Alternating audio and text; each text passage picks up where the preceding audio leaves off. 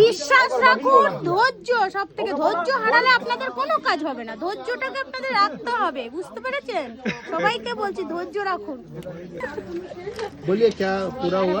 হ্যাঁ বলুন, কি আশা পূরণ হয়েছে? বোনের সেই ডিভোর্সে হচ্ছিল না, বিয়ের পরে ডিভোর্সটা হওয়ার পরে তারপরে সেটাও মানে মানসিক করেছিলাম, সাবান নিয়ে গেছিলাম, ফেরত দিয়েছি। তারপরে বিয়ের জন্য সাবান নিয়ে গেছিলাম, সেটাও বিয়েটা ঠিকঠাক হয়েছে, ভালোভাবে হয়েছে মায়ের দয়ায়। তার জন্য আমরা সাবানটা ফেরত দিতে এসেছি, ঠিক আছে? পুজো দিয়ে মা সব কিছু আশাই আমার বোনের পূর্ণ করেছে।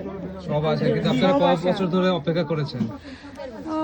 1-1.5 বছরের মধ্যে সব কমপ্লিট হয়ে গেছে। 1-1.5 বছর ধৈর্য রেখেছেন? ধৈর্য রেখেছি, অনেকে 1 বছরও 6 মাসও ধৈর্য রেখেছেন। হ্যাঁ প্রচুর ধৈর্য রেখেছে। আরো মানসিক করে যাবে, আরো সেটাও শুনবে মা, এটা আশা আছে আমাদের কাছে। মন থেকে ডাকলে মা ঠিক করে। কোথা থেকে এসেছেন দিদিভাই? আমি কেষ্টপুর থেকে এসেছি, বোনের বিয়ে হয়েছে হিম্মত, ওখান থেকে বোন এসেছে। বোনের হাজবেন্ডকে নিয়ে আসবে পরে। জয় মা মনসা। জয় মা মনসা দেবী কি?